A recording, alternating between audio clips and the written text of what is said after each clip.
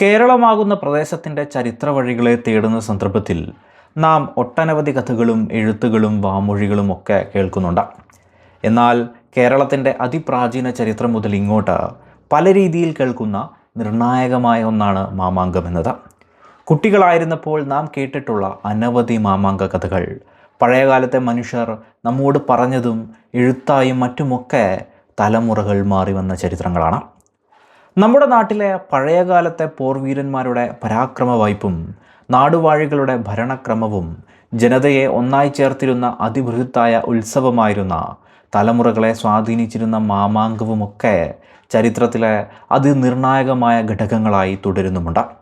പൊതുവിൽ 12 വർഷത്തിലൊരിക്കൽ മകരമാസത്തിലെ പൂയം നക്ഷത്രത്തിൽ ഭാരതപ്പുഴയുടെ തീരത്തുള്ള തിരുനാവായ മണപ്പുറത്ത് ആരംഭിച്ച് മകം നക്ഷത്രത്തിൽ അവസാനിക്കുന്ന ചടങ്ങായിരുന്നു മാമാങ്കം അഥവാ മാഘമകം എന്നത്.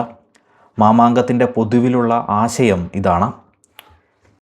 എന്നാൽ മാമാങ്കോത്സവത്തിന് അനവധി നൂറ്റാണ്ടുകളുടെ പഴക്കവും ആ വർഷങ്ങളുടെ കാലയളവിൽ ഉരുത്തിരിഞ്ഞ ഒരുപാട് മാറ്റങ്ങളുമൊക്കെ സൂക്ഷ്മമായി നിരീക്ഷിച്ചാൽ നമുക്ക് കാണാനുമാവും.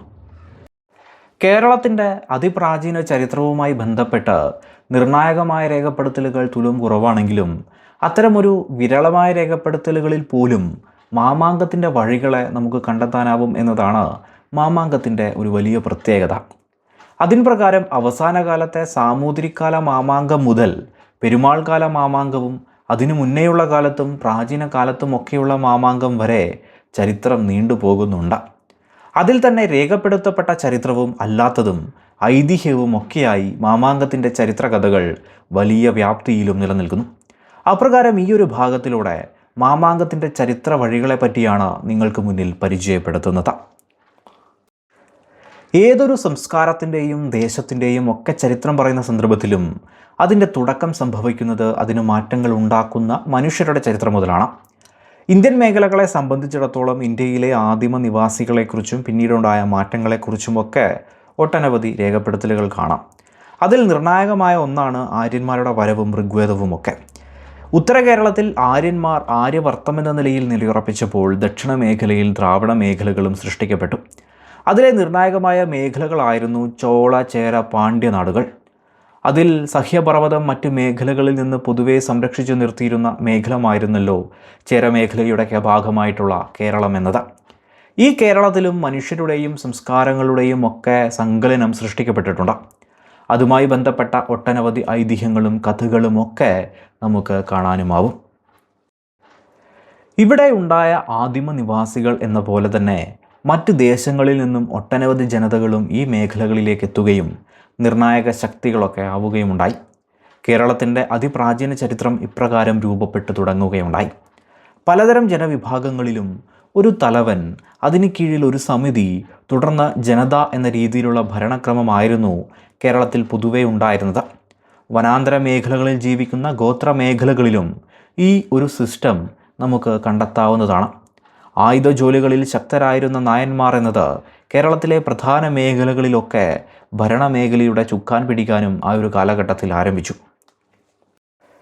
പിന്നീടുള്ള നൂറ്റാണ്ടുകളിലാണ് ഉത്തരേന്ത്യൻ മേഖലകളിൽ നിന്ന് ബ്രാഹ്മണരുടെ കുടിയേറ്റം കേരള മേഖലകളിലേക്ക് ഉണ്ടാവുന്നത്. കേരളത്തിൻ്റെ നിലവിലുള്ള വ്യവസ്ഥിതികളിൽ പലതിനെയും ഒപ്പം ചേർത്ത ഈ വിഭാഗം കേരളത്തിൻ്റെ സാമൂഹിക ഘടനയിലേക്ക് ലയിക്കാനും ആരംഭിച്ചു. ഇനിയാണ് മാമാങ്കമടക്കമുള്ള ഭരണതലങ്ങളിലൊക്കെ നിർണായക മാറ്റങ്ങൾ സംഭവിക്കുന്നത്. പ്രാചീന കാലത്തും കേരളത്തിലൊരു ഭരണ സമ്പ്രദായം ഉണ്ടാവുമല്ലോ. തറക്കൂട്ടം, ദേശക്കൂട്ടം, നാട്ടുകൂട്ടം, പെരുംകൂട്ടം എന്നിങ്ങനെ നാട്ടിലെ എല്ലാത്തരം വിഭാഗങ്ങളെയും ഉൾപ്പെടുത്തിയുള്ള കൂട്ടങ്ങളാണ് ഉണ്ടായിരുന്നത്. ഇന്നും ഉത്സവങ്ങളിലൊക്കെ എല്ലാത്തരം ജനതയ്ക്കും പ്രാതിനിധ്യമുള്ള വഴികളൊക്കെ നമുക്ക് കാണാമല്ലോ. ഏതായാലും ഇത്തരത്തിൽ ചേർത്തിരുന്ന കൂട്ടങ്ങളുടെ ചർച്ചകളിൽ ഉരുത്തിരിഞ്ഞു വരുന്ന പേരുകളും ദേശത്തിൻ്റെ പ്രതിനിധികളും ചേർന്നുകൊണ്ടുള്ള പെരുംകൂട്ടത്തിൽ നിന്ന് 2 പേരെ തിരഞ്ഞെടുത്ത് 3 കൊല്ലത്തേക്ക് ഭരണഭാരം അവരെ ഏൽപ്പിക്കുകയുണ്ടായി. ഇവരെ രക്ഷാപുരുഷന്മാർ എന്നാണ് പൊതുവെ വിളിച്ചിരുന്നത്. ഭരണത്തിൽ അപ്പോഴും നിർണായക സ്വാധീനമാവും ഈ കൂട്ടങ്ങൾക്കൊക്കെ കഴിയുമായിരുന്നു. മറ്റൊരർത്ഥത്തിൽ തെറ്റുകളുണ്ടായാൽ ചൂണ്ടിക്കാണിക്കാനും തിരുത്താനുമൊക്കെ ഈ കൂട്ടങ്ങൾക്ക് പറ്റുമായിരുന്നു. രക്ഷാപുരുഷന്മാർക്ക് ഭരണം സാധ്യമാവുന്നില്ലെങ്കിൽ അവരെ പുറത്താക്കാൻ പോലും കൂട്ടങ്ങൾക്ക് ആ കാലഘട്ടത്തിൽ സാധിക്കുമായിരുന്നു.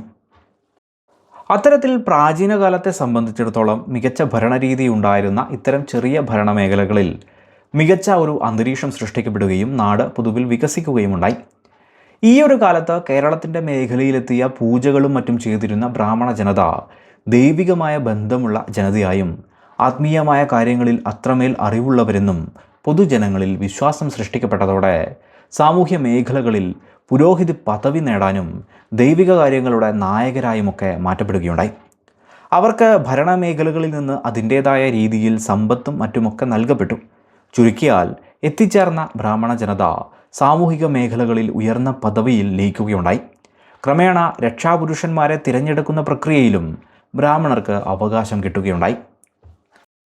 അതോടെ നിലവിലുണ്ടായിരുന്ന വ്യവസ്ഥകൾക്ക് ചില മാറ്റങ്ങൾ സൃഷ്ടിക്കപ്പെടുകയാണ്. പ്രധാന രക്ഷാപുരുഷ സ്ഥാനം 12 കൊല്ലത്തെ പരിധിയിലേക്ക് ഉയർത്തി. അന്ന് ഭരണതലം കയ്യേറിയിരുന്ന നായന്മാരുടെ കൈകളിൽ തന്നെയായിരുന്നു ഇത് ഉണ്ടായിരുന്നത്. 3 കൊല്ലം കൂടുമ്പോൾ മാറുക എന്ന നിലയിൽ വേറെയും സ്ഥാനങ്ങൾ സൃഷ്ടിക്കപ്പെടുകയും അതിൽ 2 സ്ഥാനങ്ങൾ ബ്രാഹ്മണർക്ക് ലഭിക്കുകയുമുണ്ടായി. 3 കൊല്ലം കൂടുമ്പോൾ മാറുന്നവരേക്കാൾ പ്രധാന പദവി എന്നത് 12 കൊല്ലത്തെ മുഖ്യ രക്ഷാപുരുഷൻ എന്നതായിരുന്നത് കൊണ്ട് തന്നെ ഭരണതലത്തിലെ നായന്മാർ ഇത് അംഗീകരിച്ചു.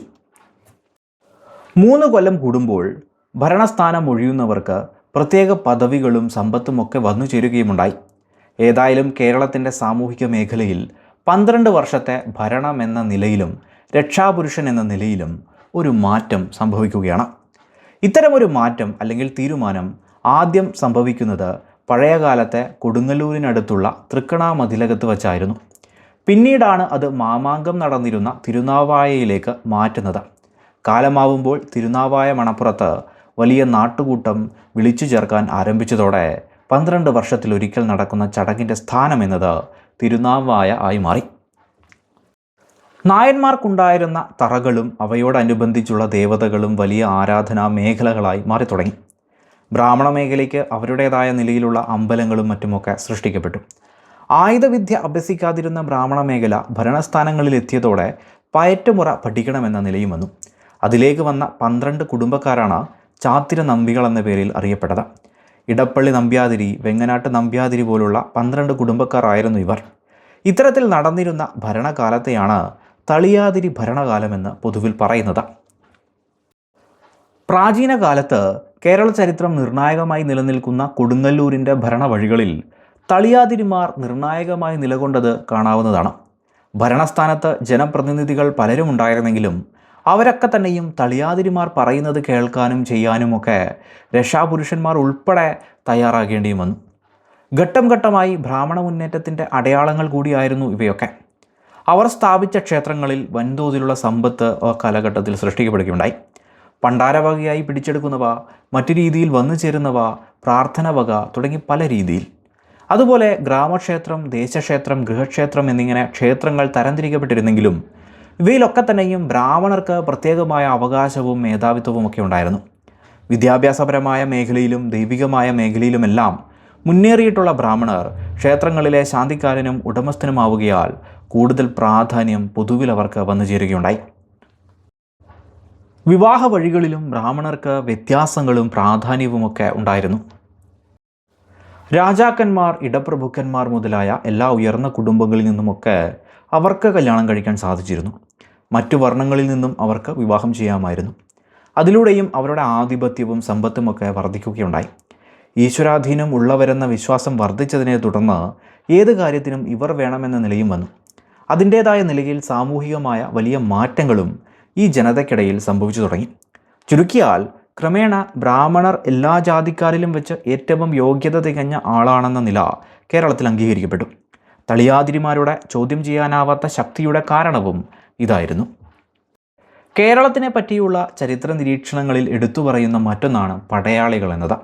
ഓരോ ദേശത്തെയും സംരക്ഷിക്കാനായി സദാസമയം അഭ്യാസവും പയറ്റും നടത്തിയിരുന്ന വീരന്മാർ ഉണ്ടായിരുന്നതായി രേഖപ്പെടുത്തലുകളിൽ കാണാവുന്നതാണ്. ഇത് പാരമ്പര്യമായി തന്നെ ഉണ്ടായിരുന്ന ഒരു കാര്യം കൂടിയാണ്. പ്രാചീന കാലത്തും ഇതുണ്ടായിരുന്നു. 18 അടവുകൾ പൂർണ്ണമായും പഠിച്ച ഒരാൾ മാത്രമേ മികച്ച പടയാളി ആവുന്നുള്ളൂ. ഇത്തരത്തിൽ അഭ്യസിച്ച കൂട്ടങ്ങൾ ഓരോ മേഖലകളിലും ഉണ്ടായിരുന്നു. തിരുനാവായ ആസ്ഥാനമായി രക്ഷാപുരുഷ സ്ഥാനം തിരഞ്ഞെടുക്കുന്ന കാര്യത്തിന് ഫലമേകുന്ന നിലയിൽ കേരളത്തിലെ പ്രദേശങ്ങളെ പല സംഘമായി വേർതിരിച്ചിരുന്നു. ഈ ഓരോ സംഘത്തിലും പ്രത്യേക ഭരണാധികാരികളുമൊക്കെ ഉണ്ടായിരുന്നു. ഓരോ സംഘവും അഷ്ടവൈദ്യന്മാരും ഭട്ടതിരികളും പരിഷപ്രമാണിയും പണിക്കന്മാരും കളരിപ്പണിക്കന്മാരും ഒക്കെയായി ചേരുന്ന വലിയ ഭരണകൂടങ്ങൾ തന്നെയായിരുന്നു. ഇത്തരത്തിൽ സംഘങ്ങൾ തിരുനാവായയിൽ സമ്മേളിച്ചായിരുന്നു രക്ഷാപുരുഷനെ തിരഞ്ഞെടുത്തിരുന്നത് എന്ന് പറയാം. ഇത്തരത്തിൽ രക്ഷാപുരുഷൻ തളിയാതിരിമാർ, ജന്മിപ്രധാനികൾ, ഇടപ്രഭുക്കന്മാർ എന്നിവരിൽ കേന്ദ്രീകൃതമായ ഒരു കാലമാണ് ആദ്യകാലങ്ങളിൽ ഉണ്ടായിരുന്നത് എന്നുകൂടി പറയേണ്ടതുണ്ട്. എങ്കിലും കേരളത്തിൻ്റെ മുഴുവൻ പ്രാതിനിധ്യത്തോടുകൂടി ഏവരെയും ഉൾക്കൊള്ളുന്ന ഒരു രാഷ്ട്രീയോത്സവമായി കൂടി പ്രാചീന കാലത്ത് മാമാങ്കം നിലനിന്നു എന്ന് കാണാം.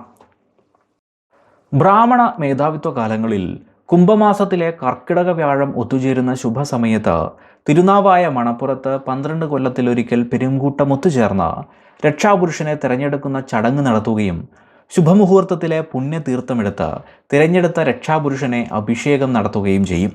ഈ അഭിഷേക കർമ്മം നിർവഹിച്ചിരുന്നത് പ്രധാനിയായ ആഴ്വാഞ്ചേരി തമ്പ്രാക്കളും കൽപ്പകഞ്ചേരി പ്രധാനിയുമായിരുന്നത്രേ. തമ്പ്രാക്കളോ കൽപ്പകഞ്ചേരിയോ ചിലത് ചൊല്ലിക്കൊണ്ട് വാൾ രക്ഷാപുരുഷന് നൽകുന്നു. വാൾ കിട്ടുന്നതോടെ ഇന്ന രീതികളിലെല്ലാം ശ്രദ്ധ ചെലുത്തി കാര്യങ്ങളെല്ലാം നടത്തിക്കൊണ്ട് രാജ്യം ഭരിച്ചുകൊള്ളാമെന്ന് രക്ഷാപുരുഷൻ മഹാസദസ് മുമ്പാകെ ദൈവം സാക്ഷിയായി സത്യം ചെയ്യുമത്രേ. ഈ ഒരു ചടങ്ങാണ് മാമാങ്കം എന്ന പേരിൽ നടന്നിരുന്നത് എന്നും പറയുന്നു. 12 വർഷത്തിലൊരിക്കൽ മാമാങ്കം നടത്തപ്പെടുന്നതോടെ ഭരണം പുതുക്കപ്പെടുകയും അന്ന് അതുവരെയുണ്ടായിരുന്ന അവകാശങ്ങളൊക്കെ അവസാനിക്കുകയും വീണ്ടും പുതുക്കുകയുമാണ് ചെയ്തിരുന്നത്. അതുവരെയുണ്ടായിരുന്ന ഉദ്യോഗങ്ങളും കരാറുകളും ദേശവാഴി, നാടുവാഴി തുടങ്ങിയ ഭരണമേഖലകളിലെ എല്ലാവരും തമ്മിലുള്ള ഉടമ്പടികളടക്കം 12 കൊല്ലം കഴിയുമ്പോൾ അവസാനിക്കുകയും പുതുക്കുകയുമായിരുന്നു പതിവ്. എന്തിനും ഏതിനും ഈ ഒരു 12 വർഷത്തെ കരാർ വ്യവസ്ഥ രേഖകളിലൊക്കെ കാണാവുന്നതുമാണ്. ബ്രാഹ്മണ കാലഘട്ടത്തിന് ശേഷം പെരുമാൾ വാഴ്ച സംഭവിച്ചപ്പോഴും ഇത് മറ്റൊരു മഹോത്സവമായി മാറുകയുണ്ടായി. അതിൻ്റെ തുടർച്ചയായി വള്ളുവ കോനാതിരിയും പിന്നീട് സാമൂതിരിയുമൊക്കെ മാമാങ്കം ആഘോഷിച്ചു കൊണ്ടിരുന്നു.